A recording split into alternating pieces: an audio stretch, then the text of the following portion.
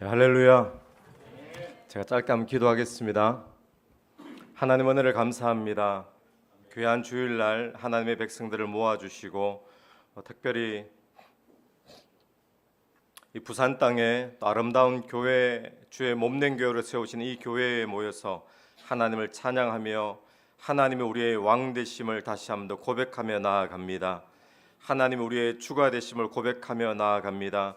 하나님 이곳에 임재하여 주시고 예배드리는 한 심령들 가운데 은혜 베풀어 주시고 역사하여 주옵소서. 주님, 이 시간에 말씀을 전하는 자가 얼마나 부족한지 주께서 잘 아시오니 붙잡아 주시고 은혜 베풀어 주시기를 간절히 원합니다. 하나님, 말씀을 듣는 자 함께 연약합니다. 하나님, 이 말씀이 하나님의 말씀으로 들려질 수 있도록 영적인 눈과 귀를 열어 주옵소서. 성령께서 운행하시고 역사하시고 교통하시면 이 말씀이 생명 살리는 말씀 될 줄로 믿습니다. 부흥의 말씀 될 줄로 믿습니다. 회복케 하며 고치며 소성케 하는 말씀 될 줄로 믿습니다. 하나님 역사하여 주옵소서. 예수님 이름으로 기도드립니다. 아멘. 할렐루야. 반갑습니다. 저는 금방 찬양 드렸던 홍사모, 홍효정 사모의 남편 되는 김경식 목사입니다. 호주에서도 우리 김상건 목사님께서도 저를 알기 전에 창세전부터 홍사모를 알았던 것처럼 저를 알기 전에 먼저 홍사모를 아시고 또 저에게 오시고 또 저와 만남이 있었는데, 호주에서도 제가 가끔씩 다른 지역에 있는 목사님들 만나서 소개를 하면 반갑습니다, 저는 골드코스트 순복음교회 김경식 목사입니다 인사를 하면 예 반갑습니다 이렇게 하다가 제가 홍사모 남편입니다 하면 그제서야 예 홍사모 남편, 그렇습니다. 홍사모 덕분에 제가 이 귀한 강단에 서게 된 줄로 믿고, 또 부족하지만 하나님께서 저를 통해서 여러분에게 한 사람 한 사람에게 주실 말씀이 있을 줄로 믿습니다. 사람 생명이 참 귀합니다. 우리가 원하든 원치 않든 이 땅에 생명으로 태어났는데 세상의 어떤 것으로도 사람 생명값하고 바꿀 것은 없는 줄로 믿습니다. 아무리 집에 요즘 애완견이 귀하잖아요. 강아지가 귀하고 고양이가 귀하고, 이런 애완견 100마리, 1000마리, 10,000마리를 갖다 주어도 사람 생명값은 나오지 않습니다. 성경에서는 사람 생명이 천하보다 귀하다라고 분명히 말하고 있습니다. 여러분 한 사람 한 사람 여러분의 생명값이 세상 온 우주 만물을 다 갖다 대어도 내 생명 하나 값보다 못함을 기억하면서 여러분의 생명이 귀한 줄 다시 한번 더 새기게 되기를 축원합니다. 그런데 문제는 우리의 생명이 오늘 또 지금 12시가 다 돼 가잖아요. 우리의 생명이 오늘 하루 분 중에 하루치 중에서 12시간치가 벌써 빠져나가 버렸습니다. 돈으로 따지면 지출이 되어졌다는 거죠. 그리고는 매일같이 우리의 생명은 오늘 또 하루치 생명이 빠져나가고 내일 또 하루치 생명이 빠져나갑니다. 자, 그러면 우리가 어떤 경제나 경영으로 따진다면, 회계로 따진다면 내 생명의 그 귀한 생명이 하루치가 빠져나갔는데 얻는 수입은 무엇이죠? 여러분, 우리의 생명은 가만히 놔둬도요, 내가 붙잡고 있는다고 붙잡을 수 있는 것이 아니라 그냥 내버려둬도 우리의 생명은 오늘 또 하루치 한 시간 한 시간 꼬박꼬박 지출이 되어집니다. 그렇게 귀한 생명인데, 천하보다 귀한 생명인데 어제도 하루치가 지출되어지고 지난달도 또 지난해도 하루치가 지출되어 버렸습니다. 그러면 그 귀한 생명을 하루치 지출시키면서 우리가 얻는 수입은 무슨 수입이죠? 여러분, 어떤 수입을 얻으셨습니까? 오늘 세상 가운데 무엇을 하면 저와 여러분의 생명을 하루치 지출해도 아깝지 않은 일이 있을까요?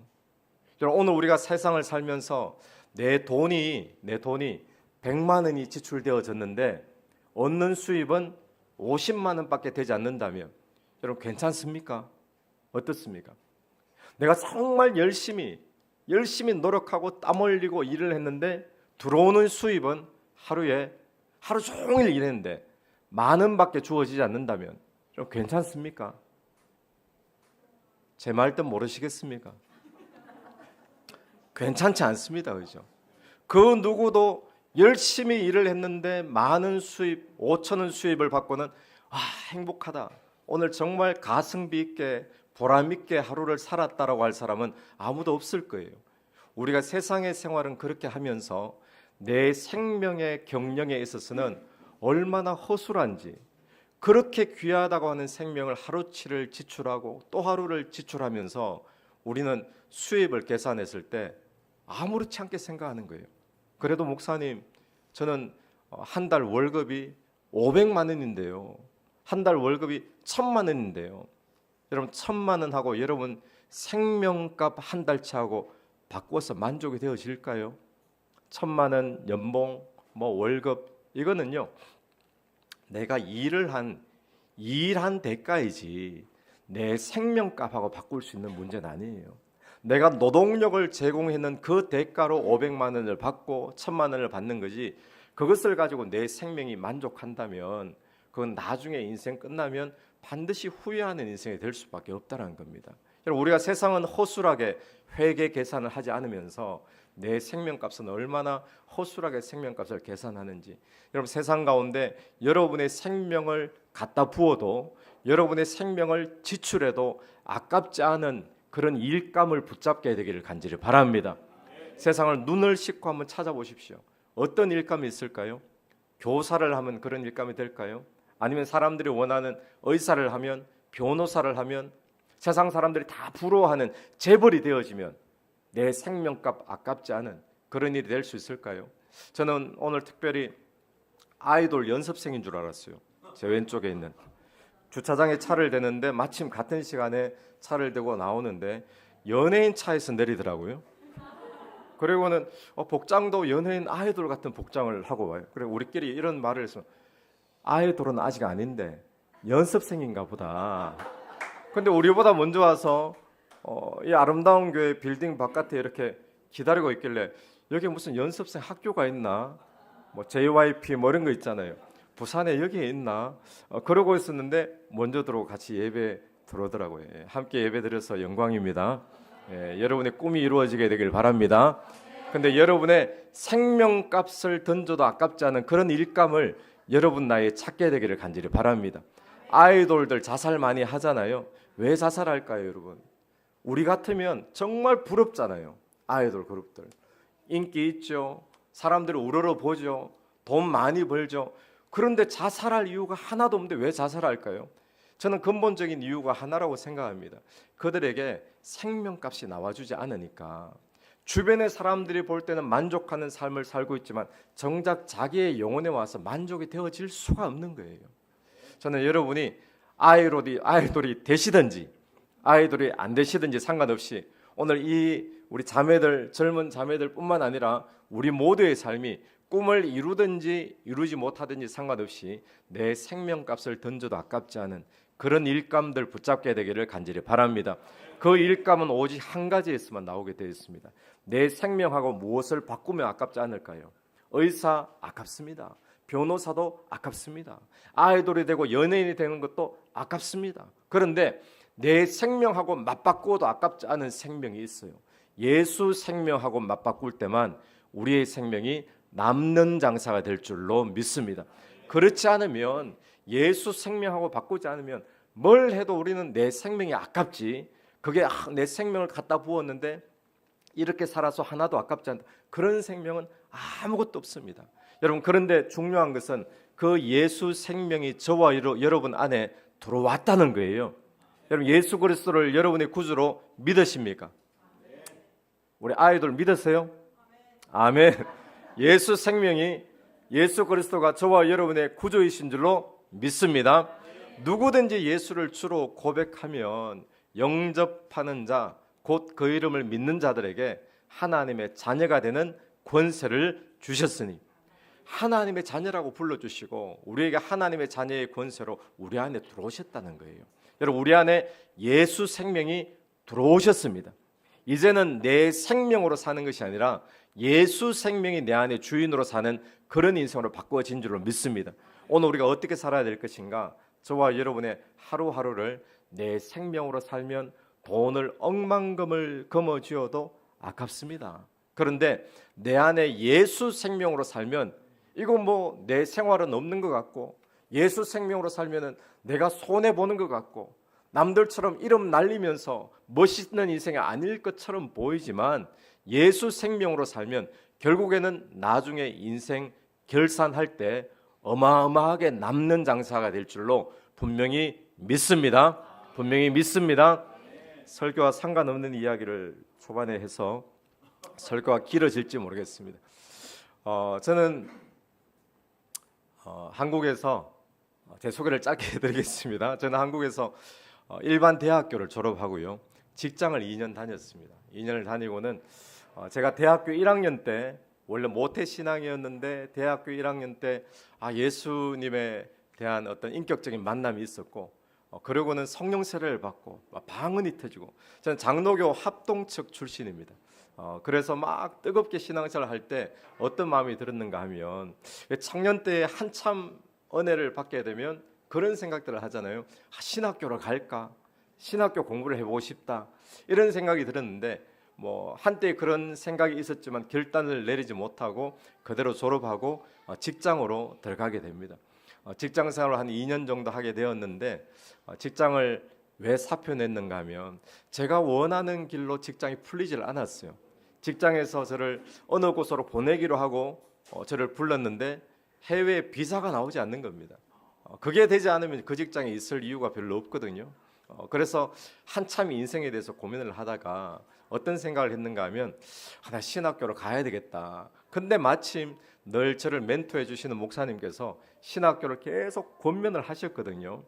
그래서 이분이 이런 말씀을 하셨어요. 제가 왜 신학교 가기를 두려워했는가 하면, 신학교 나오면 뭐가 될까요? 목사. 예, 한국은 딱 그렇죠. 신학교가 마치 목회자 양성소와 비슷합니다. 근데 저는 신학교 나오면 목사가 될까 봐 못 가겠더라고요. 신학 공부는 한번 해보고 싶은데 신학교를 졸업하면 목사가 될 것 같아서, 그러니까 저는 목사는 전혀 생각지도 않았거든요. 어릴 때부터 교회를 보고 목사님의 삶을 보면서 참 귀하지만 어떻게 저렇게 살아가실 수 있을까, 힘들게 보이고 마음고생 하시는 거 보이고, 목사는 저와 전혀 상관없고 하기도 싫고, 그런데 신학 공부는 하고 싶고. 그때 저희 멘토 되시는 목사님이 제게 이런 말씀을 하셨어요. 경씨가, 내가 누가 너더러 목사 되라고 신학교를 가라고 하더냐, 아닙니까? 그때 하시는 말씀이, 한번 생각해 보라고. 신학교를 졸업하고 장사하는 사람하고 신학교를 안 졸업하고 장사하는 사람하고, 누가 하나님 앞에서 장사를 해도 정확한 인생을 살 확률이 많겠냐고. 당연히 신학교를 졸업하고 장사를 하는 사람이 인생을 정확하게 살겠죠. 그렇게 말씀드렸더니, 그런 차원에서 내가 네게 신학교를 권하는 거지, 신학교 졸업하고 목사하고 목회하고 이런 차원에서 권하는 게 아니다 말씀을 하시더라고요.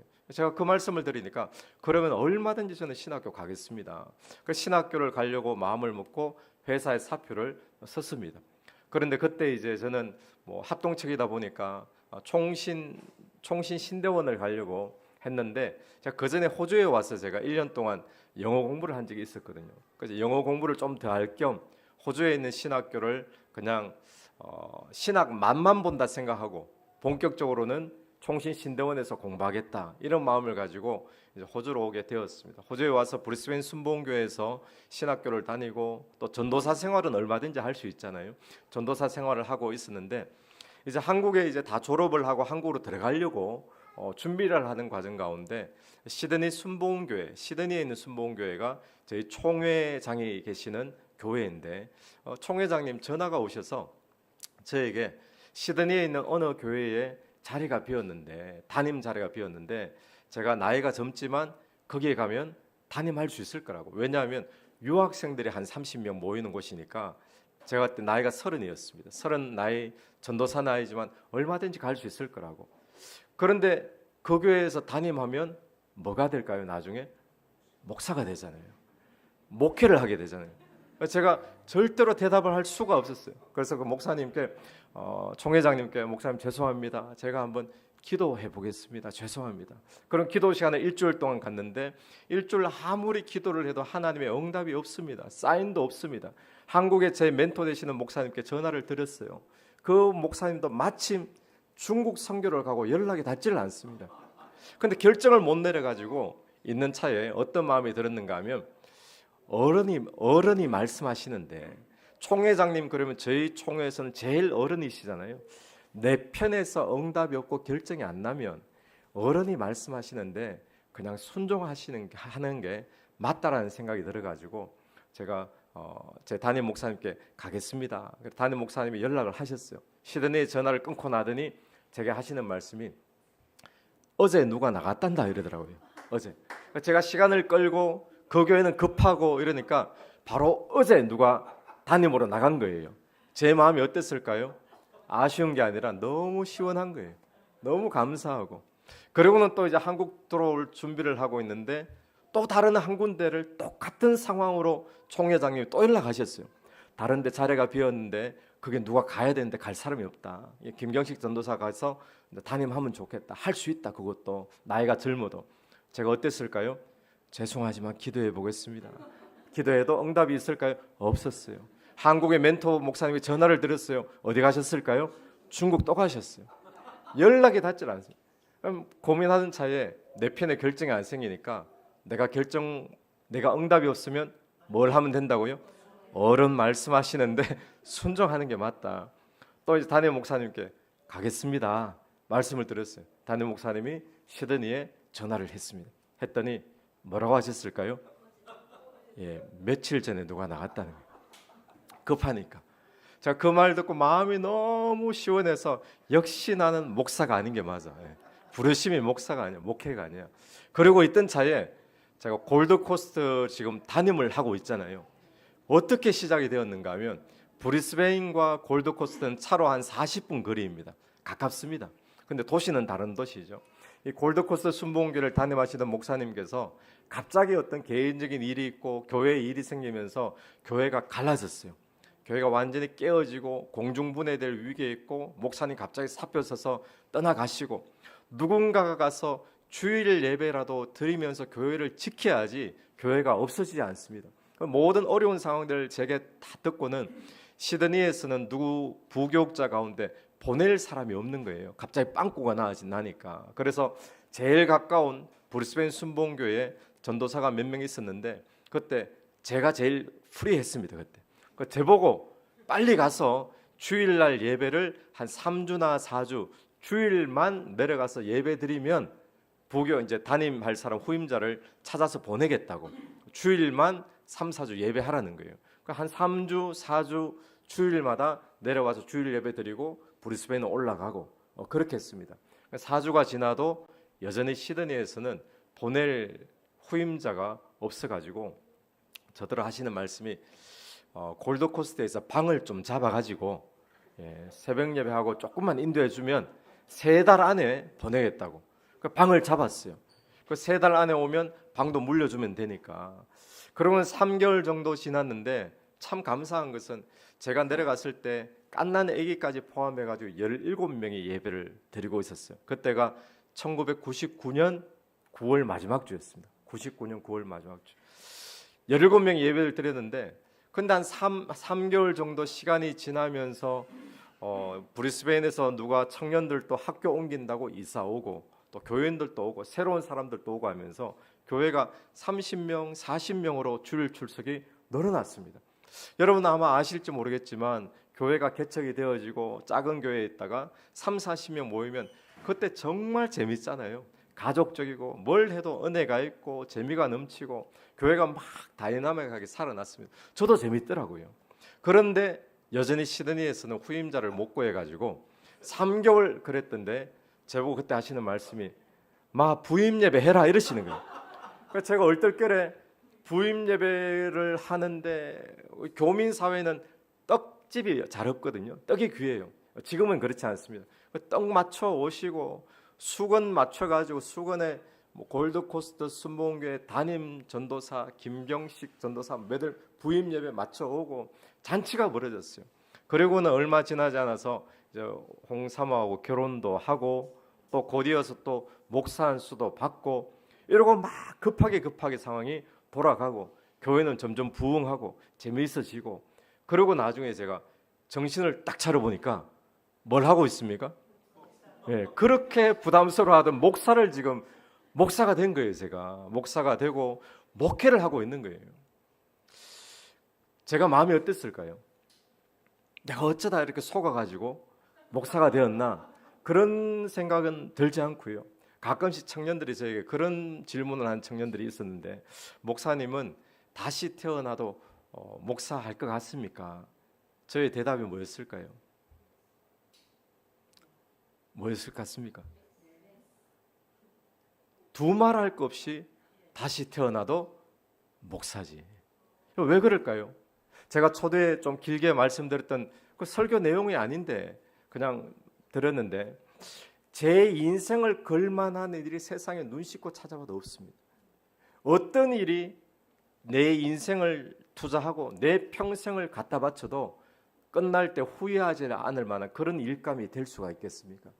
그중에 꼭 목사라는 타이틀을 말씀드리는 것이 아니라 그 가운데 목회를 한다는 것, 목사가 돼서 한 영혼을 구원시키고 그들을 하나님의 헌신자로 사명자로 만들어주는 이 일에 쓰임 받는다는 것이 저의 인생을 얼마나 값지게 만들어주는지 두 번 다시 태어나도 목사하는 것 두말할 것 없이 당연한 이야기죠. 얼마나 감사한지 지나보니까 하나님께서 인도하시는 인도의 방법이 저에게 또다시 만약에 골드코스트도 여기에 자리가 비었으니까 너 내려갈래? 라고 총회장님 말씀하셨으면 저는 뭘 했을까요? 잠깐만요. 기도해 보겠습니다. 그랬을 거 아니에요. 고민하고 갈등했을 텐데 하나님께서는 누가 봐도 빨리 내려가서 주일 예배를 드려야 됩니다. 교회가 깨어지니까. 그러면서 얼떨결에 내려와서 또 보내주신다 그래가지고 3주 기다리고 또 보내주신다 3개월 기다리고 그랬던 것이 25년째 지금 안 보내주고 계시는 거예요. 한 교회 지금 25년째 목회를 하고 있습니다. 감사하게도 하나님께서 뭐 여러 가지 우여곡절 시행착오를 통해서도 교회를 부흥시켜 주시고 더 감사한 것은 교회 숫자가 몇 명이고 이게 중요한 게 아니라 저희 교회를 통해서 수많은 사람들이 은혜 받고 또 사명자가 되고 헌신자가 되고 예수 믿게 되었다는 것, 그것이 얼마나 귀하고 감사한지 여러분 하나님의 인도하심은 지금도 있는 줄로 믿습니다. 각자에 맞추어 주시는 거죠. 저에게는 얼떨결에 하다 보니까 목사가 되고 목회를 하고 인생의 귀한 길을 찾았던 것처럼 하나님께서 여러분 각자에게 지금도 인도하심이 분명히 있는 줄로 저는 분명히 확신합니다. 그 인도함이 있음을 믿고 기억하며 주를 믿고 따라갈 수 있는 저와 여러분이 되었으면 좋겠습니다. 우리 오늘 말씀을 잠깐 보시면 고린도 후서 본문입니다. 말을 제가 원래 천천히 하는데 앞에 말을 너무 많이 해가지고 지금 빨리빨리 해야 될 것 같아요. 고린도 후서는 누가 적었죠? 저자가 누구입니까? 예, 사도 바울이잖아요. 여러분 고린도 후서 사도 바울이 오늘 본문 1절에 이렇게 이야기를 합니다. 우리가 하나님과 함께 일하는 자로서 너희를 권하노니. 오늘 본문 말씀은요, 사도 바울이 이 고린도 교회 교인들에게 권면하는 이야기입니다. 여러분 한번 생각해 보십시오. 내 주변에 알고 있는 정말 믿음 좋은 권사님, 장로님 또는 정말 내가 존경하고 믿음이 좋으신 어떤 목사님께서 나를 불러놓고는 내가 너에게 권면한다 이렇게 말하면 그 말을 허투루 들을 사람이 누가 있겠습니까? 막 받아 적는다든지 정말 마음에 새기겠죠. 그런데 오늘 이 본문 말씀은 사도 바울이, 그 위대한 사도 바울이 교회에게 내가 하나님과 동력하는 입장에서 하나님과 함께하는 자로서 당신들에게 권합니다. 중요한 말씀인 줄로 믿습니다. 그럼 무엇을 권면하시는가? 그 권면의 내용이 그 다음 나오죠. 하나님의 은혜를 뭐라고요? 헛되이 받지 말라. 여러분 하나님의 은혜를 헛되이 받지 않게 되기를 축원합니다. 이 이야기는 무슨 이야기입니까? 하나님의 은혜를 헛되이 받는 일이 있단 말입니까? 없단 말입니까? 있다는 이야기예요. 지금도 하나님의 은혜를 헛되이 받는 일이 일어나고 있다는 겁니다. 여러분 은혜를 헛되이 받는다. 이게 어떤 의미겠습니까? 우리가 무슨 일을 하는데 뭔가를 기대하고 열심히 하잖아요.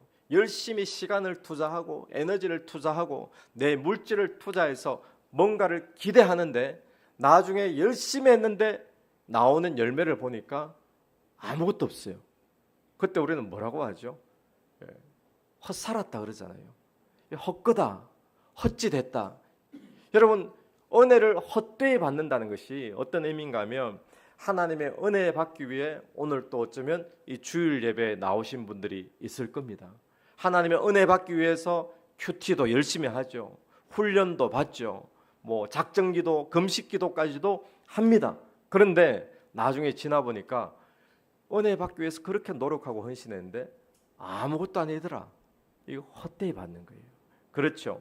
그런데 우리가 다른 것은 몰라도 하나님의 은혜는 헛되이 받지 않아야 될 줄로 믿습니다. 여러분, 하나님의 은혜를 헛되이 받지 말라 이렇게 하는 이유가 있어요. 왜 바울이 이런 말을 하는가 하면 2절 말씀입니다. 2절 말씀 이르시되, 여러분 신약 성경에서 이르시되라든지 뭐 이렇게 나오면 구약 성경에 나와 있는 말씀을 이야기하는 겁니다. 그 이르시되 이미 하나님이 말씀하셨어요. 성경 속에서. 우리 그 다음 같이 한번 읽어볼까요? 내가 시작. 내가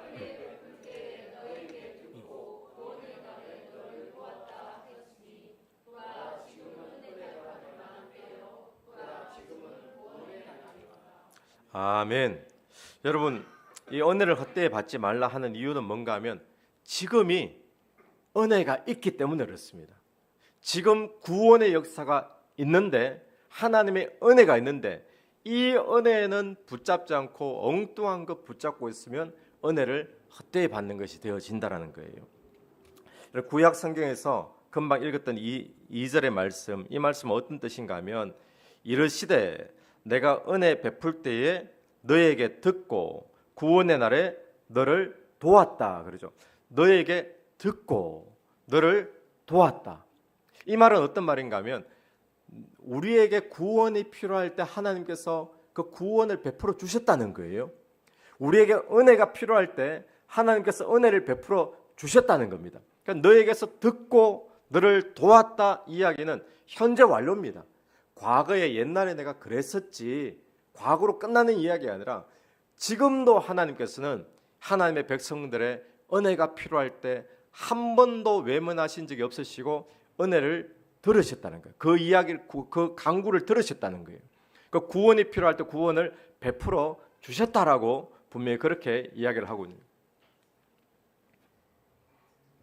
구원을 베풀어 주셨다라고 이야기. 그러니까 이 이야기는 하나님이 저와 여러분에게 은혜가 필요할 때, 이스라엘 백성들의 은혜가 필요할 때 은혜를 늘 베풀어 주셨고 구원을 베풀어 주셨기 때문에, 그럼 지금은요? 지금은 하나님의 은혜를 베풀어 주실까요? 지금도 하나님은 은혜를 베풀고 계십니다. 여러분은 지금 어떤 지금을 보내고 있습니까? 여러분은 어떤 지금이라는 시간을 지금 지나가고 있습니까? 어떤 사람은 고난의 지금을 보내는 사람이 있어요. 어떤 사람은 형통하는 그런 지금을 보낼 수도 있죠. 요즘 일이 너무 잘 풀리고 지금 너무 행복해. 근데 어떤 사람은 질병과 또 병상에서 그 지금을 보내는 고통스러운 터널을 지나는 사람들도 있습니다. 근데 기억하십시오. 오늘 우리의 모든 지금 속에는 하나님이 은혜를 베풀고 계십니다. 하나님이 구원을 베풀고 계십니다. 그렇다면 우리가 이렇게 반문할 수 있죠.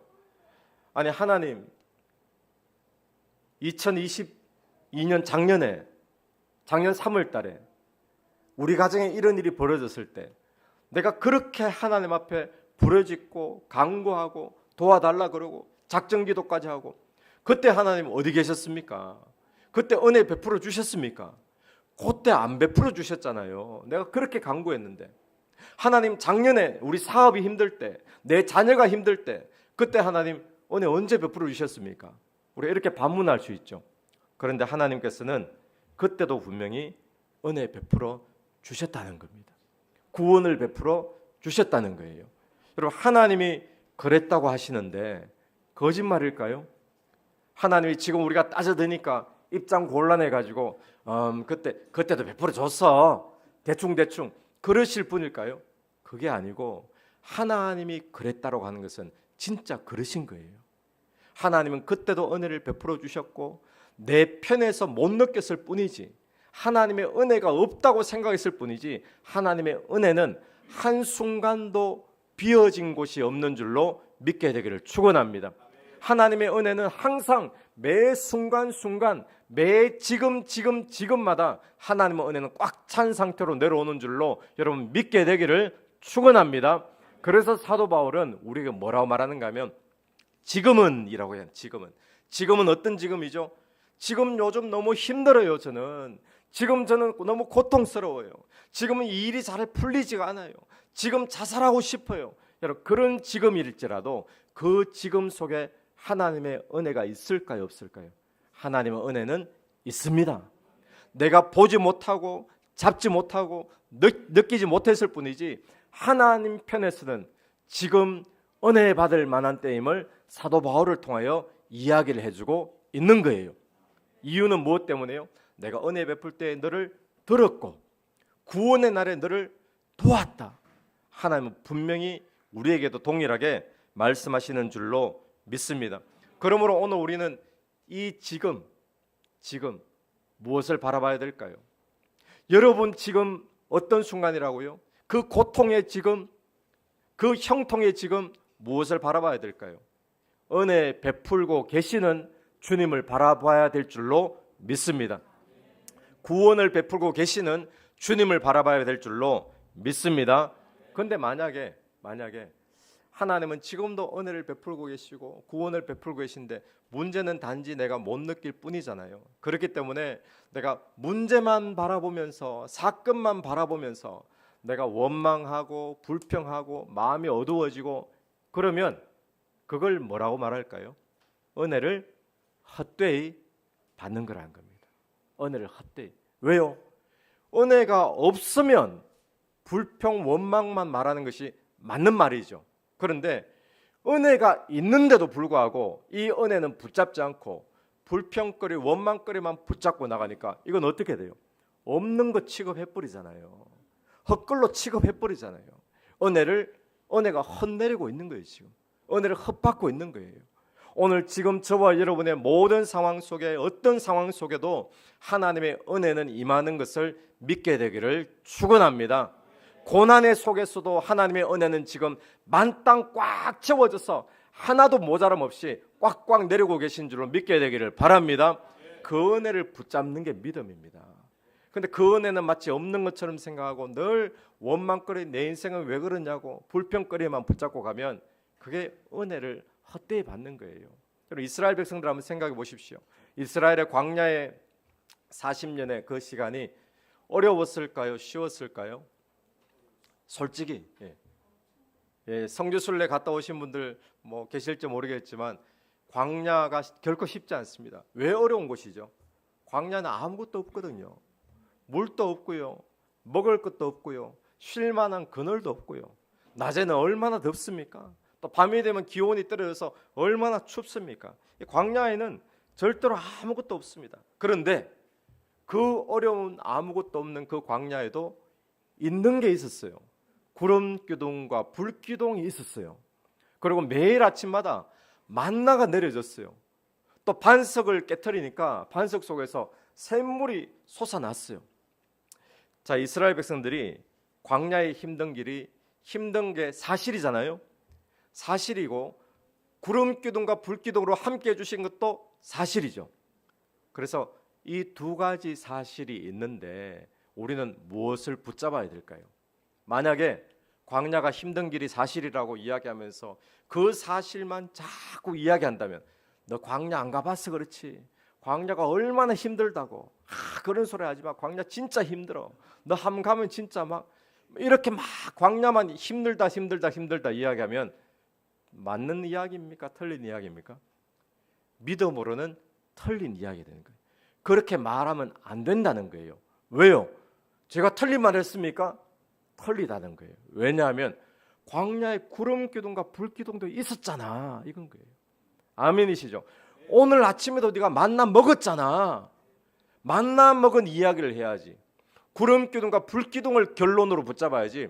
마치 구름 기둥과 불 기둥은 아무것도 아닌 것처럼 제껴버리고 힘든 것, 어려운 것, 오늘 또 물이 없고 오늘 또 춥고 이것만 계속 하면 맞는 이야기 같은데도 이건 틀린 이야기인 거예요. 마치 우리의 삶이 그렇습니다. 지금도 하나님의 은혜가 꽉꽉 채워져서 매 순간마다 고난의 때에도 병상 가운데도 망해져 가는 속에도 하나님의 은혜가 있는데 이거는 없는 것처럼 제껴버리고 문제거리, 사건, 어려움 이거 맞잖아요. 지금 어려운 게 계속 이 말만 이야기한다면 그게 뭐가 될까요? 1세대들이 광야에서 다 엎드려져 죽죠. 그 사람들이 딱 그 모양 때문에 망하는 백성이 된 거예요. 여러분 오늘 또 하나님의 백성임에도 불구하고 은혜를 헛되이 받는 사람들이 정말 많습니다. 하나님의 은혜가 여러분 개인의 삶에 지금도 꽉 찬 은혜가 임하고 있습니다. 절대로 모자람이 없습니다. 그 은혜를 마치 없는 것처럼 제껴버리고 내게는 왜 문제만 있지? 문제만 있는 게 아닙니다. 믿음의 눈을 조금만 들어보면 성경 속에서 하나님이 분명히 말씀하고 계시잖아요. 내가 그때 너를 도왔다. 내가 그때 너를 들었다. 그때 도왔겠죠. 지금은요. 지금은 은혜 받을 만한 때요. 지금은 구원의 날이로다. 저를 한번 따라해 보시겠습니까? 지금은 은혜 받을 만한 때요. 지금은 구원의 날이로다. 할렐루야. 할렐루야. 저희가 교회에서 저희도 수련회를 가거든요. 정교인 수련회를 예전에 갔을 때 호주에는 기도원 같은 게 없으니까 캠프장을 들어갑니다. 근데 좋은 캠프장도 있지만 비싸니까 적당한 데 가면 시설도 좀 낙후되고 또 캠프장에 직접 음식을 이렇게 메뉴를 선택하면 주는데 그런 음식들도 조금 떨어지기도 하고 그렇지만 수련회를 마치면 은혜가 있잖아요. 2박 3일 수련회를 마치고 내려오는데 사람들이 은혜 받은 이야기를 막 합니다. 이게 좋았고 이게 은혜로웠고 하나님이 자기 응답 주셨고 은혜 이야기를 하니까 감정들이 막 풍성해지죠. 그러다가 어떤 한 사람이 안 좋았던 이야기를 시작했어요. 근데 방이 너무 더러웠어. 방은 또 왜 그렇게 추워? 그럼 메뉴는 그거 누가 짠 거야? 아침부터 딱딱한 음식 시키고 말이에요. 이래 막 불평거리를 이야기하니까 불평거리도 한 보따리가 나와요. 여러분 불평거리는 우리의 삶에 늘 있습니다. 사건도 늘 있습니다. 문제도 늘 있습니다. 그런데 무엇도 늘 함께 있다고요? 하나님의 은혜도 늘 있습니다. 우리의 영적인 싸움은 무슨 싸움이겠습니까?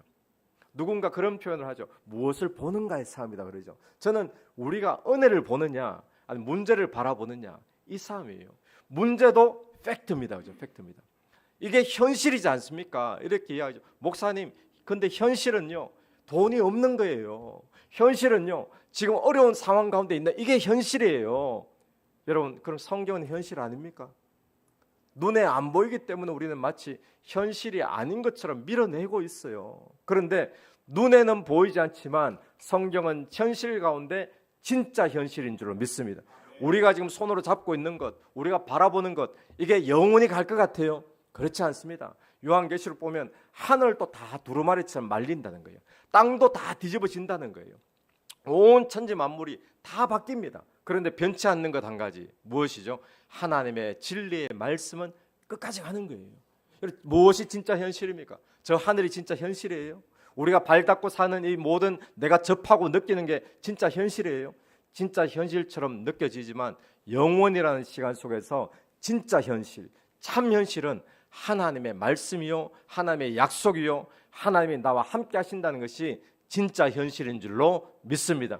여러분 우리는 무엇을 바라봐야 됩니까? 우리 주변에 문제 없는 사람 아무도 없고 고통 없는 사람 아무도 없어요. 그런데 거기에 초점 맞추고 그거 붙잡고 그것이 마치 진짜 현실인 것처럼 이야기를 끝까지 몰아가면 안 된다는 거예요. 우리의 인생의 결론은 그럼에도 불구하고 하나님의 은혜가 있잖아, 이걸 붙잡아야 되는 거예요.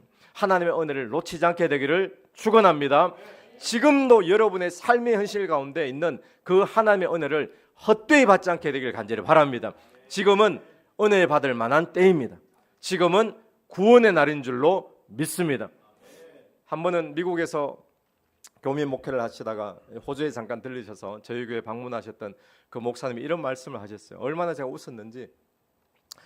미국에도 가면 이제 1.5세, 2세들, 3세들 3세들이 미국에서 한인 목회 총회에 소속되어서 한인 총회에서 목사 한 수를 받는 경우들이 굉장히 많습니다. 그런데 2세, 3세가 되어지니까 한국말이 굉장히 어렵죠. 그럼에도 이제 한국 교회 안에 또 영어권 예배도 있고 사역자가 필요하니까 그들이 이제 목사 한 수를 한국 노회에서 받게 되는데 목사 한 수를 이제 여러 명이 받으면 그 안수하는 예배를 마칠 때 축도로 마치잖아요. 그 축도로 마칠 때 그날 새로 목사 한 수 받은 사람이 대표로 나와서 축도를 처음 하게 됩니다. 보통 그런 순서를 가지죠. 그래서 그날 또 이미 2세 아마 3세 한국말이 서툰 새내기 목사님이 축도를 맡게 되어서 열심히 아마 준비했겠죠. 한국말을 잘 모르니까 축도를 하려고 손을 탁 드는데 축도 어떻게 시작합니까? 예, 여러분 하나님은 지금을 붙잡고 축복하신다는 것을 기억하셔야 돼요. 지금입니다. 하나님은 과거에 역사하셨던 하나님, 우리가 여기에 머물면 안 됩니다. 그래서 왕년에 내가 뭐 어떻게 살았는데, 과거에도 나도 하나님 은혜 받았는데, 뭐 이런 은사가 있었는데, 이게 전부 다 과거의 이야기예요. 하나님은 과거의 하나님이 아닙니다. 미래의 하나님이 잘해주시겠지. 잘해주시겠죠, 당연히. 미래만 자꾸 이야기하면 이거는 허황한 사람 되어지죠. 몽상가가 되어지죠. 오늘 우리에게 중요한 것은 지금입니다. 지금 하나님은 몰라. 지금은 너무 힘들어. 우리의 신앙이 딱 요 모양이잖아요. 과거에 나도 과거에 이랬어, 헌신했어, 뭐 복 받았어. 하나님 간증할 게 많아요. 미래에 하나님 잘해주실 거야. 지금은 글쎄 지금은 힘드네. 딱 요 모양. 지금 하나님이 역사하는 거예요. 그래서 목사님 축도할 때도 지금이라는 시간을 딱 붙잡고 그 시점을 축복하는 겁니다. 아멘이시죠? 그래서 목사님이 새내기 목사님이 손을 들고 지금은 우리 주 예수 그리스도의 은혜와 이렇게 축도를 하는데 손을 딱 들고 하니까 그 앞에 쟁쟁한 선배 목사님들, 어른들, 총회장들 계시죠. 그리고 교회인들 막 있는 데서 얼마나 떨렸겠어요. 한국말로 하니까 딱 올라가니까 눈이 깜깜한 거예요.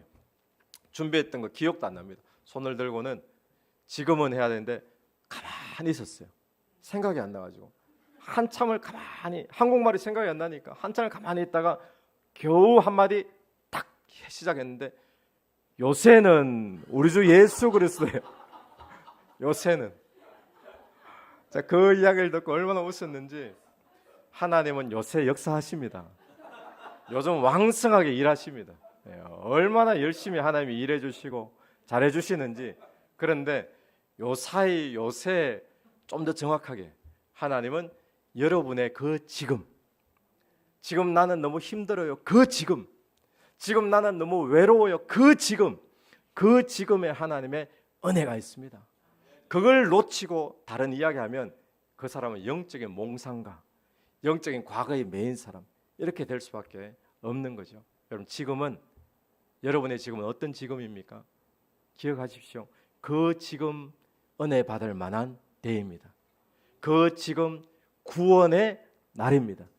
왜냐하면 하나님의 은혜가 지금도 흐르고 있기 때문에 그 은혜를 놓치지 않는, 헛되이 받지 않는 그런 저와 여러분 되기를 간절히 바랍니다.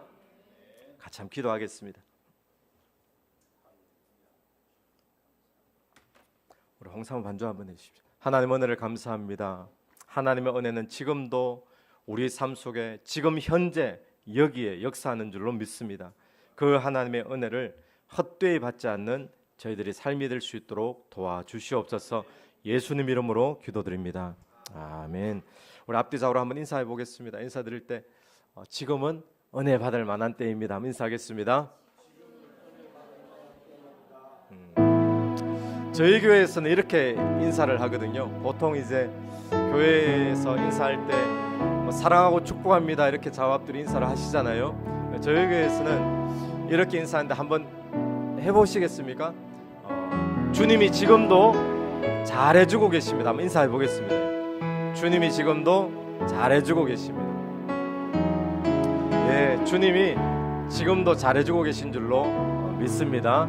우리 같이 한번 찬양 드리시고 한번 짧게 같이 하는 기도하는 시간을 좀 가졌으면 좋겠는데, 우리가 요즘 많이 부르는 찬양 가운데 은혜라는 찬양이 있죠. 우리 송경민 분이 작사 작곡하신 곡 우리 이 찬양 한번 고백하시면서 오늘 가사의 내용은 과거에 은혜 주셨던 하나님을 이야기하고 있지만 우리가 오늘 주신 말씀 붙잡고 하나님 지금도 은혜 베풀어 주시는 하나님을 내가 믿습니다. 우리 그렇게 고백하는 시간 되었으면 좋겠습니다. 내가 누려왔던 모든